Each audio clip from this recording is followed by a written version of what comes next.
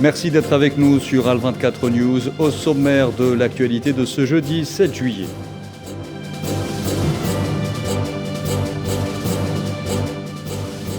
Médailles, paillettes et feux d'artifice auront brillé de 1000 feux après une organisation réussie des Jeux méditerranéens, une 19e édition ayant coïncidé avec la célébration du 60e anniversaire de l'indépendance.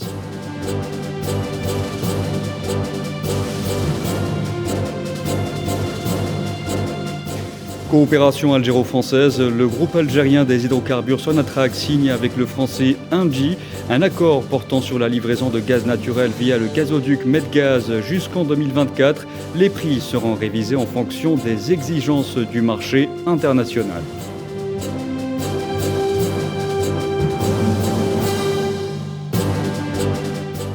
Vers une désescalade entre le Rwanda et la RDC, les présidents de ces deux pays des Grands Lacs parviennent à arracher un cessez-le-feu lors d'un sommet à Luanda.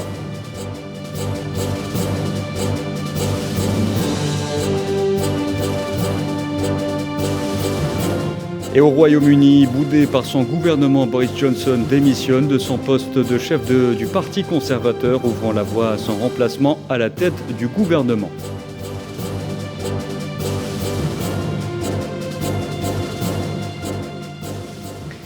Bonsoir à tous, ça y est, les Jeux méditerranéens, c'est déjà fini. Après 12 jours d'émotions et de célébrations, mais aussi de victoires qui feront date pour les athlètes. Cette 19e édition des Jeux méditerranéens qu'a abrité la ville d'Oran est d'abord une histoire de communion nationale, étant donné que l'événement a coïncidé avec la célébration du 60e anniversaire de l'indépendance, une fierté pour les organisateurs, une réussite saluée unanimement. Le sport, agrémenté de fêtes dans la très spéciale ville d'Oran, laissera sans doute un goût très particulier dont on parlera pendant encore longtemps. Karim Bouaziz.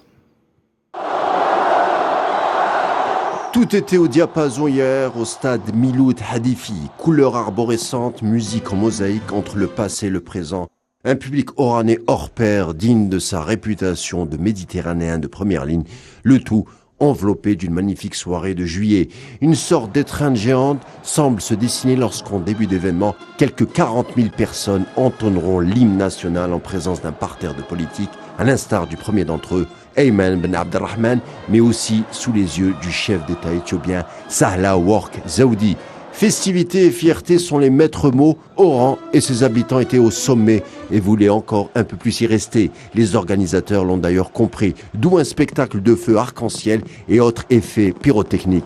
Des nuances et des chants et une touche de musique lors de l'intronisation de l'orchestre de Salim Dada, qui n'est autre que le président de la cérémonie. 110 musiciens pour déployer à travers les cuivres, percussions et autres instruments à cordes la fresque colorée et culturelle qui se nomme tout bonnement Algérie. Chansons sahraouis, rythme berbère et parfois de la musique populaire de l'Ouest pour une Algérie une et plurielle. Tel est le message qui se dessine sous la nuit oranaise. Place désormais aux officiels lors de l'entrée de la délégation qui ont donné épaisseur à ces jeux. Le personnel algérien est comment ovationné chaleureusement par un public comblé sous le fier et si reconnaissable slogan par-delà les frontières. 1, 2, 3, vive l'Algérie. S'en suivit la passation de consignes lors de l'abaissement du drapeau des G1 par la garde républicaine, symbole remis par la suite au maître de séance, le maître d'Oran, Amin Allouche, qui à son tour le remettra au président du comité international des Jeux méditerranéens, David Inzano, qui se chargera de remettre la charge des futures épreuves au maître de Tarente, Rinaldo Minucci, futur hébergeur de la 20e édition des GM prévue en 2026 dans la ville italienne du Sud.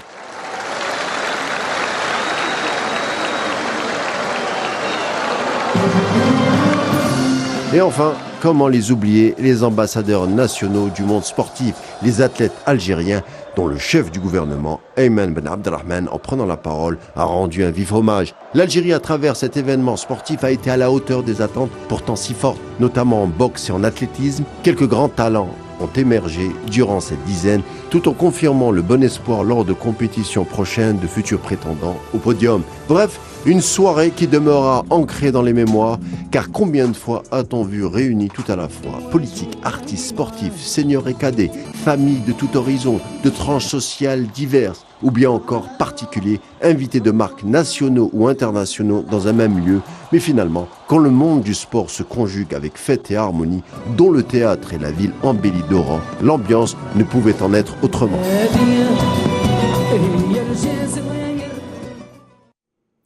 Coopération, le président algérien Abdelmadjid Tebboune a reçu hier à Alger le ministre syrien des Affaires étrangères Faisal Al-Mokdad. Ce dernier s'est auparavant entretenu avec son homologue algérien Ramtal Amamra.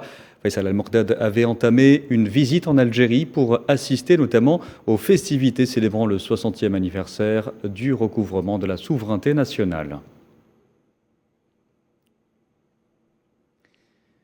Le président algérien Abdelmadjid Tebboune a reçu un message d'amitié et de solidarité du président français Emmanuel Macron, dans lequel il lui a exprimé ses vœux les plus sincères ainsi qu'à l'Algérie et au peuple algérien à l'occasion de la célébration du 60e anniversaire du recouvrement de la souveraineté nationale. Dans son message, le président français a fait part de sa volonté de venir en Algérie prochainement en réponse à l'invitation d'Abdelmadjid Tebboune pour lancer ensemble le nouvel agenda bilatéral construit en confiance et dans le respect mutuel des deux souverainetés.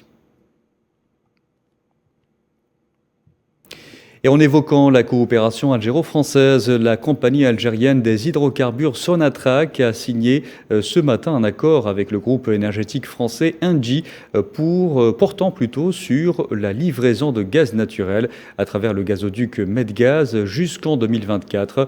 Les prix du gaz seront révisés en fonction des exigences du marché gazier international. Mohamed Walid Ben Chaban.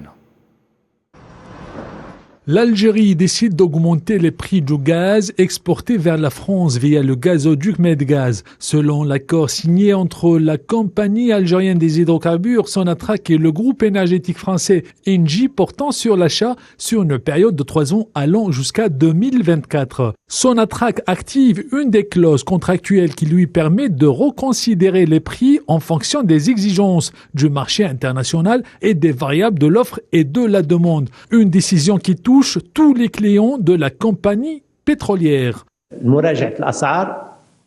Pour la révision des prix du gaz, nous avons évalué tous les opérateurs de Sonatrach, et cela en dehors de la nature des pays. Les Européens et les Asiatiques sont tous concernés par cette révision des prix.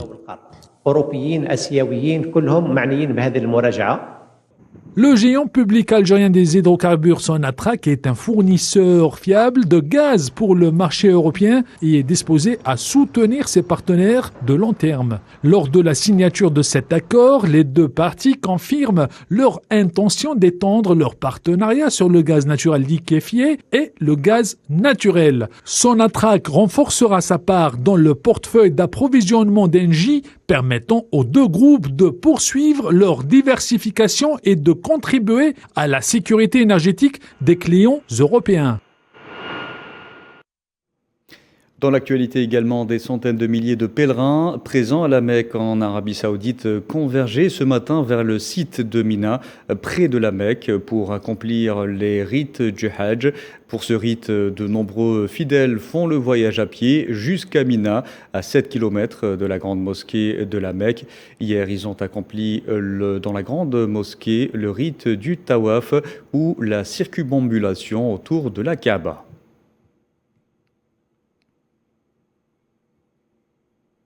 Direction la Libye où Saif al-Islam al-Kadhafi revient au devant de la scène politique avec une proposition de sortie de crise. Il demande aux hommes politiques qui font la discorde de quitter le terrain. Leïla Guertal. Saif al-Islam refait surface sur la scène politique libyenne après avoir conservé le silence suite à l'annulation des élections générales du 24 décembre 2021. Devant la grande confusion qui règne dans ce pays et la difficulté à trouver une voie médiane regroupant toutes les factions politiques belligérantes, Saif al-Islam sort de son silence et déclare sans équivoque que les partis ou les politiques libyens devraient, je cite, quitter la scène. Une manière de dire qu'il est temps de nettoyer le terrain de ces hommes politiques libyens qui divisent plus qu'ils ne rassemblent.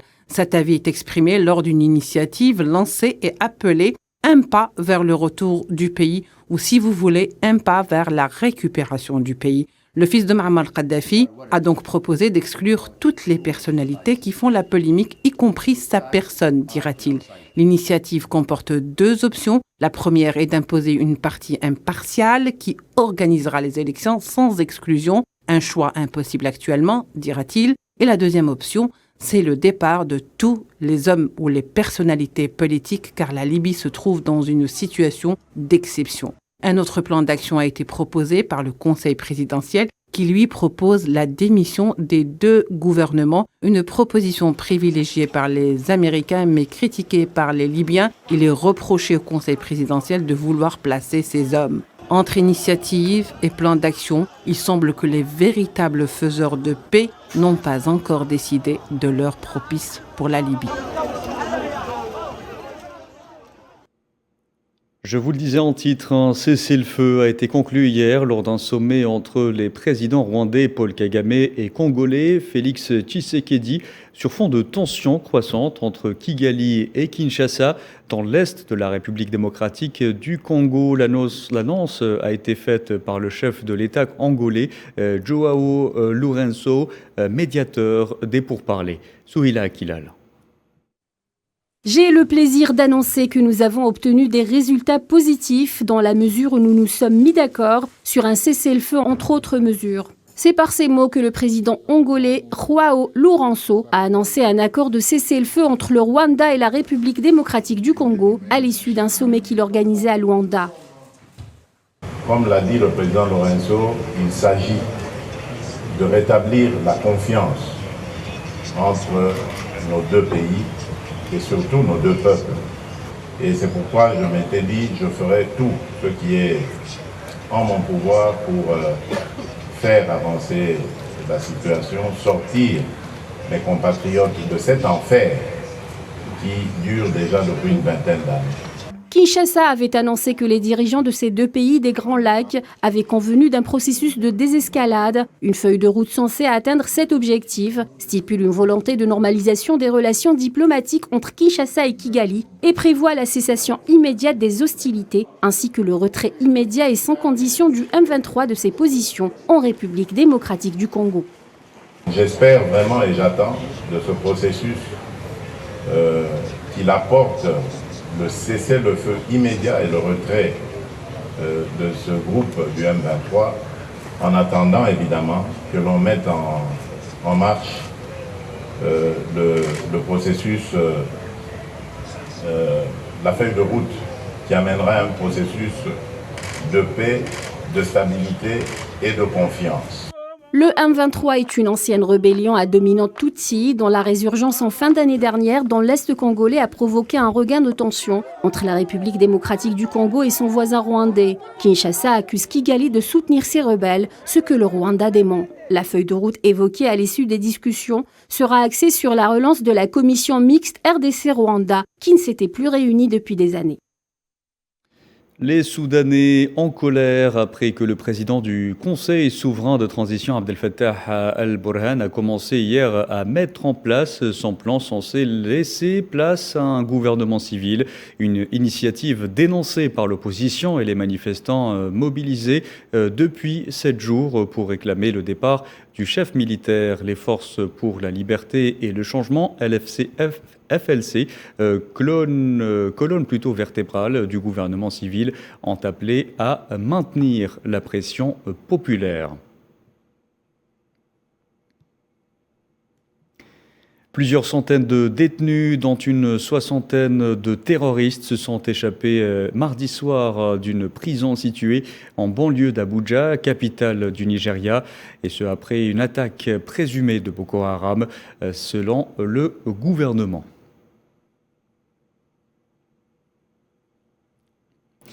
En Guinée, cette fois, plusieurs membres d'une coalition dont son dirigeant, qui a récemment menacé de manifester contre les militaires au pouvoir, ont été violemment interpellés par la police à Conakry après des sorties visant le Parlement de transition et la justice.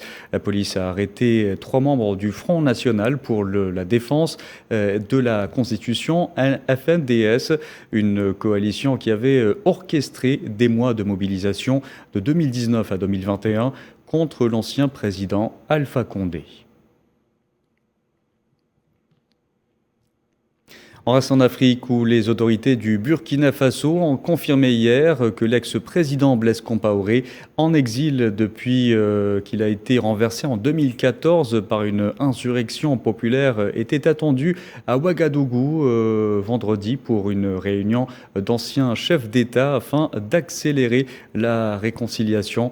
Dans un bref communiqué, la présidence du Burkina Faso a invité à une rencontre de haut niveau vendredi les 5 anciens chefs d'État encore en vie, dont Blaise Compaoré, qui, je vous le rappelle, était en exil en Côte d'Ivoire.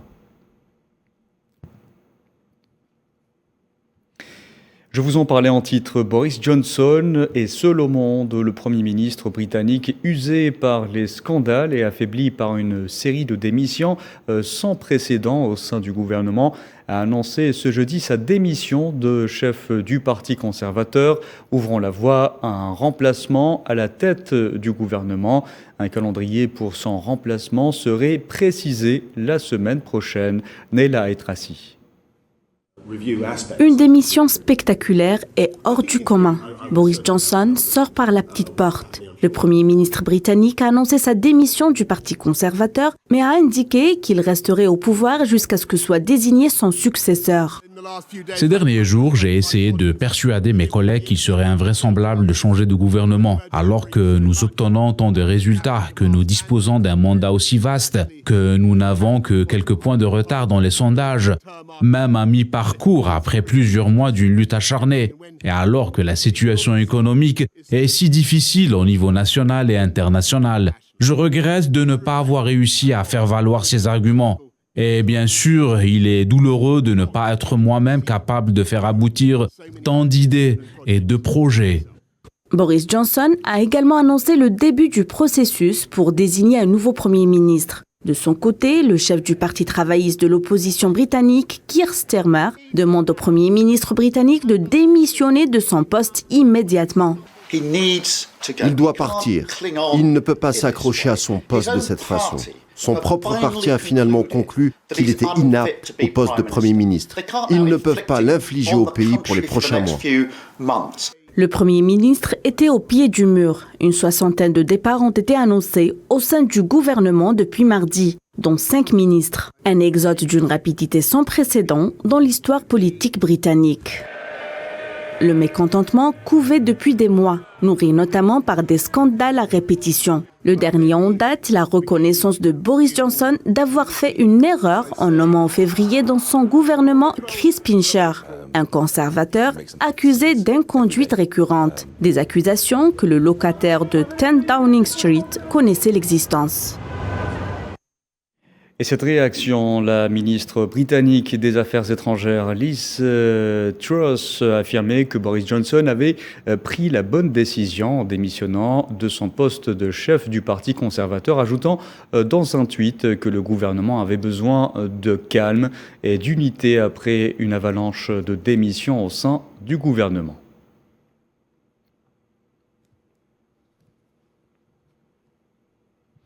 Dans le conflit russo-ukrainien, les bombardements s'intensifient, notamment sur Kramatorsk, centre administratif dans la région de Donetsk, dans l'est de l'Ukraine. Plus tôt dans la journée, le gouverneur de la région de Donetsk a fait état de tirs d'artillerie et de lance-roquettes multiples dans cette même région. Dans l'actualité également, le ministre russe des Affaires étrangères, Sergueï Lavrov, s'est entretenu avec son homologue chinois, Wang Yi, une rencontre qui intervient avant une réunion ministérielle du G20. Elle confirme le rapprochement entre les deux pays, notamment depuis le début du conflit russo-ukrainien. Amin Touta. Dans un contexte de changement géopolitique sur la scène internationale, dû essentiellement au conflit en Ukraine, le ministre russe des Affaires étrangères Sergei Lavrov a déclaré que Moscou et Pékin travaillent à élargir le champ de la coopération stratégique bilatérale. Le numéro 1 de la diplomatie russe a mis le point sur le résultat du sommet de Pékin et du partenariat. Une déclaration qui est survenue lors de la rencontre de Sergei Lavrov avec son homologue chinois Wang Yi en marge du sommet G20 en Indonésie. Une volonté de rapprochement entre les deux puissances mondiales qui intervient dans un contexte de sanctions occidentales contre la Russie dès le début du conflit le 24 février passé.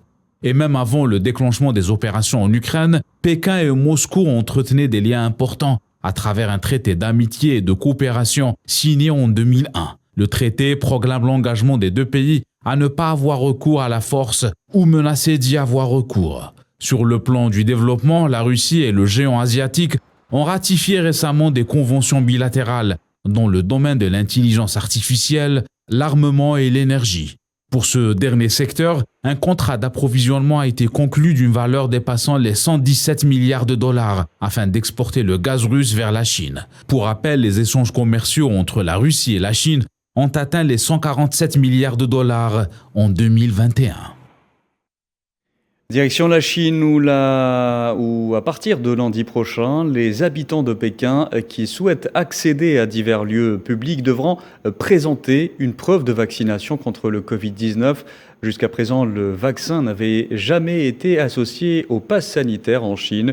Pour accéder aux lieux, les Pékins devront présenter leur QR code sur lequel figure la date de leur dernière injection contre le Covid-19. Les personnes venues de l'extérieur devront présenter une preuve de vaccination. Parlons football en Algérie, le manager général de la sélection nationale, Jahid Sfizov, a été élu nouveau président de la Fédération algérienne de football lors de l'Assemblée générale élective tenue ce jeudi au centre de conférence du stade du 5 juillet à Alger, succédant ainsi à Sharaf Din Amara. Le nouveau président de la FAF a appelé la famille du football à s'unir autour de son programme pour donner une nouvelle impulsion au sport roi en Algérie. Dans mon programme, vous avez bien vu que je suis fédérateur. Je vais tendre ma main à tout le monde de tout le programme que je viens de vous lire. C'est votre programme. Je ne peux rien faire sans vous. C'est avec vous que je peux réaliser ce programme. Et puis ces images à chaque fois impressionnantes après 2 ans d'absence en raison de la pandémie. Une marée rouge et blanche de fêtards a envahi hier Pamplune, trinquant au retour tant attendu de la Saint-Fermin, une des plus célèbres fêtes d'Espagne connue pour ses lâchers de taureaux.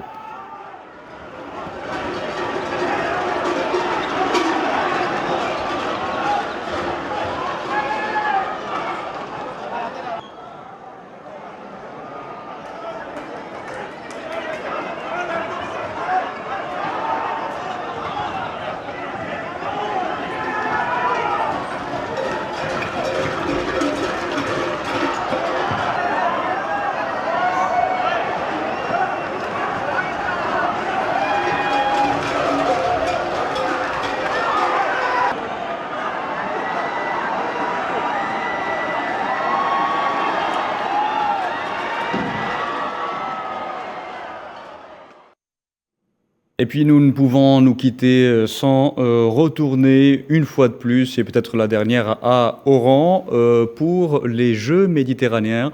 On vous laisse avec ces images ayant marqué cette 19e édition des Jeux à Oran.